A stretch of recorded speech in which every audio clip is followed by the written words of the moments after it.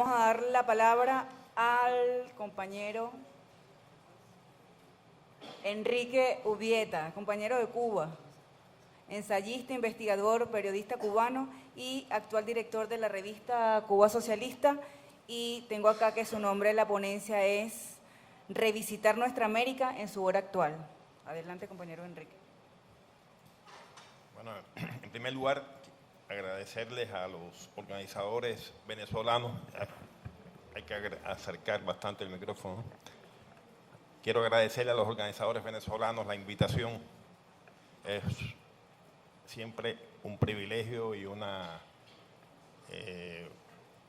retomar, intercambiar las experiencias y retomar el oxígeno en la lucha, porque estos dos procesos, el nuestro y el de ustedes, hermanados en la historia, en los propósitos, también intercambian de alguna manera el espíritu revolucionario, ¿no? Es decir, yo creo que a veces los venezolanos van a Cuba y se llenan de ese nuevo espíritu, y nosotros venimos a Venezuela y recibimos ese impulso de la misma manera, ¿no? Pero además es un privilegio también estar con ustedes reflexionando en este momento sobre América Latina. Mi texto que voy a leer, sí, estuve cerca, pero hubo... Es decir, mi texto intenta ir dialogando con el texto Nuestra América de José Martí, del año 1891, ¿no? Un texto, como ustedes conocen, esencial en la producción martiana y en la producción latinoamericana, el pensamiento latinoamericano. No es el mío un texto para ahondar en el ensayo original, es un texto simplemente para abordar los problemas actuales de América Latina, pero tendré como referente ese texto histórico. Martí, como saben ustedes, es el autor de esa importante declaración de principios que define su vida y nos define a los latinoamericanos en el proceso posterior durante todos estos años, cuando casi que testamentariamente, porque es el último texto que escribe, es algo muy conocido, dice: yo estoy todos los días en peligro de dar mi vida por mi país y por mi deber, impedir a tiempo con la independencia de Cuba que se extiendan por las Antillas de los Estados Unidos y caigan con esa fuerza más sobre nuestras tierras de América.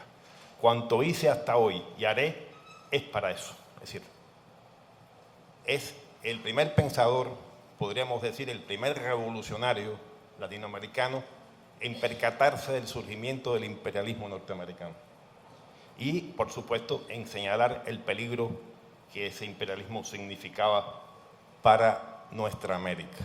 Es decir, ese título ha quedado en nuestra conciencia histórica, en la conciencia de los latinoamericanos, como una expresión, como la designación, digamos, de este entorno histórico, geográfico en el que vivimos, que incluye, valga decirlo, es decir, no es una definición estrictamente cultural, es importante entender eso, es decir, incluye a las islas del Caribe anglófonas, a las islas del Caribe francófonas, a las que hablan holandés, incluye a los pueblos de habla portuguesa, incluye a los pueblos de hablas originarias de nuestra América, ¿no? Es decir, a los que hablan creole. No está hablando de una América que se opone a la otra porque la otra es anglosajona y esta es hispánica, ¿no? O de origen múltiple, porque realmente es de origen múltiple, ¿no? Sino que está oponiendo dos sistemas de vida, dos modelos de desarrollo, está oponiendo la necesaria defensa histórica de un conjunto de naciones ante el surgimiento del imperialismo. En lo adelante voy a continuar leyendo el texto, ¿no? Por ello quiero comenzar por recordar la manera en que José Martí describía la realidad política del continente en 1891, para que sin más explicaciones entiendan ustedes las semejanzas con la actual. Voy a citar: de todos sus peligros se va salvando América. Sobre algunas repúblicas está durmiendo el pulpo. Otras, por ley del equilibrio, se echan a pie a la mar a recobrar con prisa loca y sublime los siglos perdidos. Otras, olvidando que Juárez paseaba en un coche de mulas, ponen coche de viento y de cochero a una bomba de jabón. El lujo venenoso, enemigo de la libertad, pudre al hombre liviano y abre la puerta al extranjero. Otras acentran con el espíritu épico de la independencia amenazada el carácter viril. Otras crían en la guerra rapaz contra el vecino la soldadesca que puede devorarlas. Está describiendo a la América de esos años, pero me parece que de alguna manera puede aplicarse también con sus peculiaridades. Dos peligros reales y actuantes, uno interno, otro externo. Ambos se relacionan, uno depende del otro y nos hacen la guerra. Michael Cossack, secretario adjunto de Estado interino para asuntos del hemisferio occidental de los Estados Unidos, en un artículo que reproduce la página oficial de su embajada en La Habana, escribe parodiando a Marx: un espectro se cierne sobre el hemisferio occidental, el espectro de la democracia.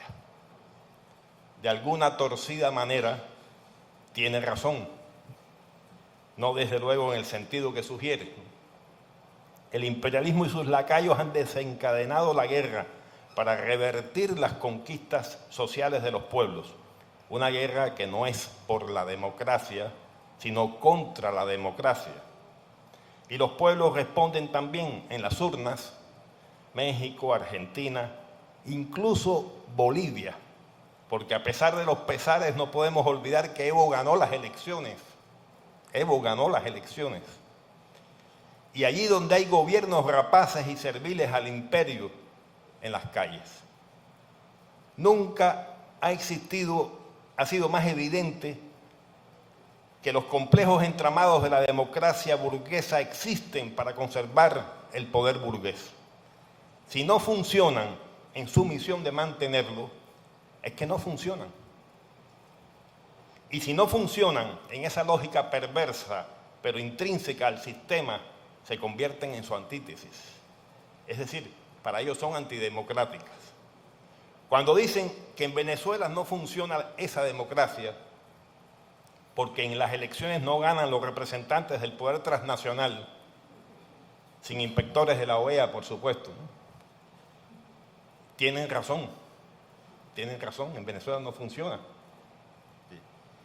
Pero nadie ha respetado más las normativas y los trucos de aquella democracia que los gobiernos de izquierda, como medio para propiciar el parto de la otra y necesaria democracia, la que defiende y protege a los oprimidos. Mientras, los recursos de la democracia burguesa son utilizados por los opresores para aplastar la democracia. El poder militar entrenado para reprimir y matar. El poder judicial sinuoso y corrupto dispuesto a suplantar al ejército. El poder financiero para boicotear economías rebeldes y organizar sediciones. El poder mediático para mentir y crear escenarios confusos. Los últimos 20 años han probado hasta la saciedad las insuperables limitaciones de la democracia burguesa. Ustedes hablaban de democracia representativa, prefiero decir democracia burguesa, porque yo creo que la representatividad puede ser asumida también desde una revolución, desde el socialismo, ¿no? Y nadie la ha despreciado e ignorado más que quienes la enarbolan a nivel conceptual para desacreditar cualquier otro modelo más justo. Hay que descolonizar los conceptos y las palabras, quitarnos de los ojos, entre comillas, ¿no?, las antiparras yanquis o francesas, al decir de Martí, para que podamos reconocernos. No existe una izquierda revolucionaria y una izquierda democrática. Las revoluciones son el mayor acto de democracia que pueda concebirse. El socialismo, y hablo desde luego del anticapitalista, del que no forma parte del sistema, porque las palabras también se confunden, ¿no? O es democrático o no es, pero aspira a otro tipo de democracia. Gobernante en un pueblo nuevo quiere decir creador, decía José Martí. Es preciso crear, como hace 2 siglos, caminos propios para la emancipación frente al colonialismo, que aún lo padece en sus formas clásicas Puerto Rico, no lo olvidemos, ¿no? Y frente al neocolonialismo. La batalla por la descolonización se libra sobre todo en la mente de los colonizados. La colonia vive en la república, repetía Martí, y hablaba de un enemigo taimado que esperaba por nuestros errores. El tigre, decía, regresa agazapado, no se le oye venir, sino que viene con zarpas de terciopelo. Cuando la presa despierta, tiene al tigre encima. Esta advertencia de plena actualidad y de plena evidencia, se complementa con otra que podemos igualmente traer a nuestros días. Conocer la sociedad que nos proponemos transformar. Los elementos que la componen es un requisito indispensable. Y Martí lo expone así, cito: en el periódico, en la cátedra, en la academia, debe llevarse adelante el estudio de los factores reales del país. Conocerlos basta, sin vendas ni ambajes, porque el que pone de lado por voluntad u olvido una parte de la verdad, cae a la larga por la verdad que le faltó, que crece en la negligencia y derriba lo que se levanta sin ella. Hasta aquí la cita. La complejidad y la diversidad de sus factores reales facilitan u obstaculizan las transformaciones de la sociedad en dependencia del conocimiento real que se tenga de ellos. Solo un ejemplo ya abordado por la historiografía para no entrar en ejemplos más recientes. El desconocimiento de las peculiaridades de las comunidades misquitas permitieron su manipulación contra la Nicaragua sandinista. La lucha de clases se afianza en América Latina en el racismo y en el desprecio a los pueblos originarios. Pensando en Cuba, cuya diversidad de orígenes se manifiesta sobre todo en el color de la piel, y opuesto al cientificismo positivista dominante entonces y a veces también ahora, incluso dentro del marxismo, escribía Martí: no hay odio de razas porque no hay razas. Los pensadores canijos, los pensadores de lámpara, enhebran y recalientan las razas de librería que el viajero justo y el observador cordial buscan en vano en la justicia de la naturaleza, donde resaltan el amor victorioso y el apetito turbulento, la identidad universal del hombre. El alma emana igual y eterna en los cuerpos diversos en forma y en color. Peca contra la humanidad el que fomente y propague la oposición y el odio de razas. El anticapitalismo, pasando a otro tema, puede tener su mejor expresión en sociedades que transitan sus vías múltiples en actos de creación heroica, pero también se manifiesta, y no debe desdeñarse ese plano, en las conquistas ciudadanas de los trabajadores, de las mujeres, de los jóvenes, de las minorías de cualquier país, de cualquier tipo, y también en sociedades que reivindican su soberanía frente al imperialismo. La lucha contra el imperialismo y contra el neoliberalismo hoy son las puertas que nos conducen al anticapitalismo. La unidad de nuestros pueblos, el escudo que nos protege es su paso por ellas, en su paso por ellas. Los pueblos que no se conocen han de darse prisa para conocerse, como quienes van a pelear juntos, reclamaban Martí. Es la hora del recuento y de la marcha unida y hemos de andar en cuadro apretado como la plata en las raíces de los Andes. Eso lo saben los centros de poder y se declaran enemigos de cualquier gobierno que manifieste una voluntad de independencia. Participemos sin prejuicios teoricistas en todos los frentes que abra la dignidad, alerta siempre en cuanto a sus reales intenciones, pero no le cedamos ningún espacio a los que pretenden dividirnos. Tenemos que ser lo suficientemente flexibles en las metas y lo necesariamente firmes en los principios, en los objetivos finales. Empujar de conjunto cualquier proyecto emancipador, por limitado que sea o parezca, sin perder la razón más profunda de nuestra lucha, la justicia total, y avanzar cuanto sea posible, y a veces lo posible parece imposible, hacia metas de mayor alcance. No se trata de moderar el discurso o de achicar las pretensiones, para nada. El salto es sobre el abismo. Los revolucionarios somos realistas, es decir, construimos lo imposible. Claro que vienen por nosotros, los que avanzamos más, los que recuperamos el espíritu épico de la independencia y sostenemos revoluciones paradigmáticas, la cubana, la venezolana, la nicaragüense. Quieren nuestras cabezas en la punta de sus lanzas. Hay que reiterar que queremos la paz, pero no a costa de traicionar nuestra gloriosa historia y nuestros sueños centenarios. Para no hablar por pudor de Cuba, que en unos días conmemorará su aniversario 61, bajo un permanente e incrementado bloqueo, y ha visto pasar a 12 presidentes estadounidenses empeñados en derrocarla. Lo hago de la Venezuela bolivariana, que Gallarda lo resiste todo: las guarimbas, el robo de los recursos financieros, el bloqueo a sus exportaciones de petróleo, los sabotajes eléctricos, las campañas difamatorias. La campaña contra Venezuela es tan intensa que algunos líderes de la izquierda europea se desmarcan, cambian principios por electores, en un trueque no siempre bien calculado. Hay quienes palidecen del susto también en este lado del mundo y pasan del rojo al rosado y del rosado al blanco. Ni aquellos ni estos quieren que los asocien al lobo, pero igual, al final, si tocan o pretenden tocar o podrían tocar algún interés del sistema, los guardianes los acusarán de lobeznos. No existe posibilidad alguna de pactar con el imperialismo y mantener la viabilidad de los cambios y la sostenibilidad de la justicia.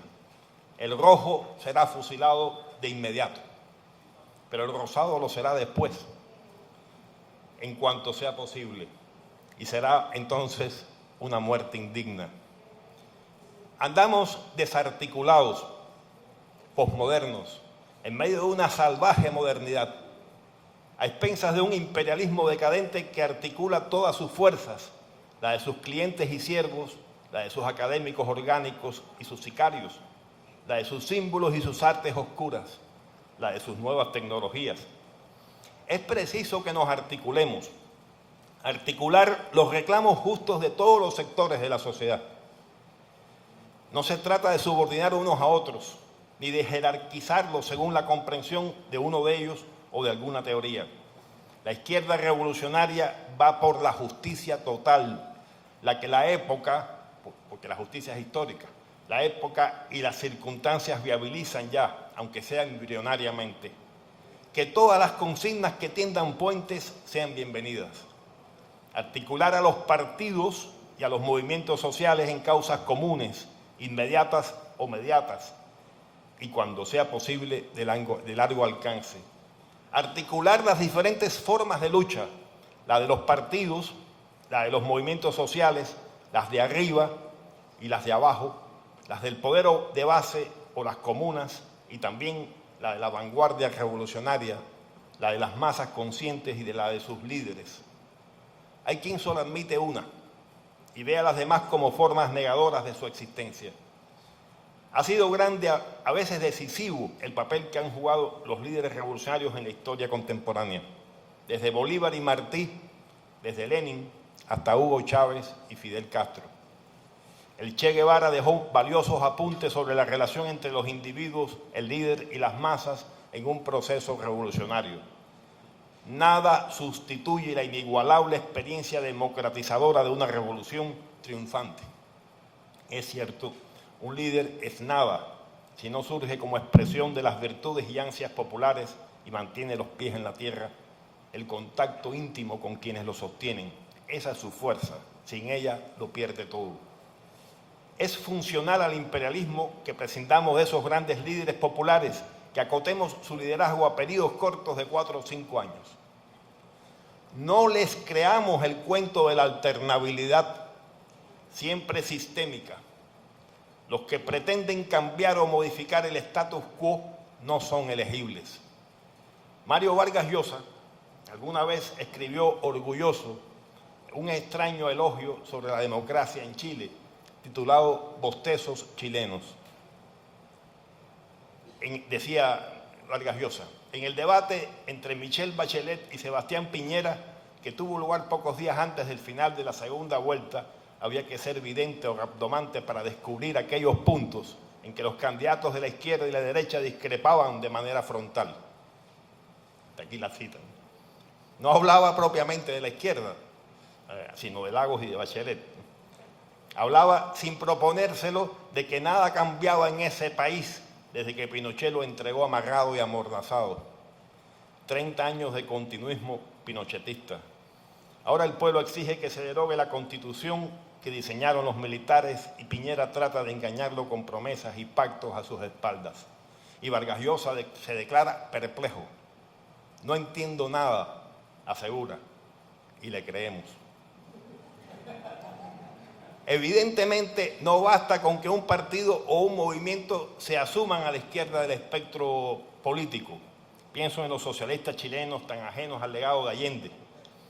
Es necesario impulsar un rescate de los oprimidos que a la larga afectará intereses locales e imperialistas. No importa si son de menor alcance, pero ello a su vez trae un nuevo reto. ¿Cómo proceder cuando esas políticas, siendo exitosas, agotan sus posibilidades? ¿Qué hacer cuando la realidad exige un paso más en el proceso de radicalización? ¿Qué hacer cuando la reacción de los opresores afectados o de los potencialmente afectados empuje a esos gobiernos a las dos únicas alternativas finales, la abdicación o la radicalización? Por ello es imprescindible que entre todos construyamos el saber y el poder del pueblo, que hagamos a las masas protagonistas de su propio destino y conocedoras de su historia. La primera gran conquista del socialismo es la conversión de las masas en colectividades de individuos conscientes, en protagonistas, sujetos de sus vidas. Pero no es suficiente. La guerra cultural se libra entre dos formas de vida esencialmente opuestas, la del tener, que tasa a los seres humanos según los objetos materiales que pueden exhibir, y la del ser, que establece la medida del éxito en la utilidad social, en la virtud, y que cultiva un tipo de realización que, sin prescindir del bienestar material, prioriza la participación social del individuo. Podemos decirlo de otra manera, el buen vivir que los pueblos originarios nos enseñan frente a la buena vida, entre comillas, del capitalista explotador de otros seres humanos y de la naturaleza. El consumismo que genera la cultura del tener acabará con todos, ricos y pobres, opresores y oprimidos, con el planeta. El ecologismo salvador, el que va a las raíces, es necesariamente anticapitalista. La cultura hegemónica en el mundo de hoy reconduce al individuo hacia un tipo de realización individualista que lo separa del interés colectivo y lo contrapone a él. El hombre y la mujer nuevos que exigía Che Guevara no son el sujeto, son el sujeto transformado y transformador de las misiones bolivarianas, con su lastre de pasado, es verdad, y sus ansias de futuro. Son los hombres y las mujeres que, concientizados, cargan sobre sus hombros la defensa de sus revoluciones. Está naciendo América en estos tiempos reales el hombre, y habría que decir hoy la mujer real, escribía Martí y repetía una vez más: la salvación está en crear. Crear es la palabra de paz de esta generación. El vino de plátano, y si sale agrio, es nuestro vino. Frase, por cierto, que no acepta resignada que el vino sea malo, ¿no? Dice, si sale agrio, y nos recuerda que al crear, al experimentar, erraremos también, pero el mérito está en perseverar, es nuestro vino. A veces las sublevaciones antineoliberales son como incendios forestales y el ímpetu justiciero se apaga en la nada con su legión de nuevos mártires. Pero los nuestros, los de nuestra América, los chilenos, los colombianos, los ecuatorianos traicionados, los hondureños, no han sido abandonados por el estado de bienestar social, no pertenecen al mundo rico del norte, al mundo subdesarrollante, diría Fernández Retamar, abastecido por unas relaciones económicas internacionales injustas. Ellos saben que el neoliberalismo y el pequeño y egoísta mundo rico de sus países subdesarrollados son los constructores de su pobreza. No todos saben, sin embargo, que tras ese pequeño poder hay otro mayor, que mueve los hilos y aprieta la soga. Hay que mencionar por su nombre al imperialismo. Martí alerta sobre la necesidad de conocer al enemigo y de que éste nos conozca y respete. Cito: el desdén del vecino formidable que no la conoce, es el peligro mayor de nuestra América.